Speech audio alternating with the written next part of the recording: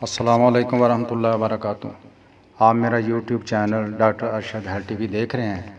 मौजूदा दौर में सबसे ज़्यादा पेट और मैदे के मसाइल हैं। लोग डॉक्टरों को हज़ारों रुपए फ़ीसों की शक्ल में दे रहे हैं। मैं आज आपको मैदा और पेट के तकरीबन तमाम मसाइल के हल के लिए एक होम्योपैथिक कम्बिनेशन बता रहा हूँ। आप ये पाँचों मेडिसिन घर में ख़रीद कर रख लें। इन पाँचों का एक एक कतरा आपने 2 घूंट पानी में डालकर दिन में 3 बार लेना है और मेरे साथ राब्ते में रहना है।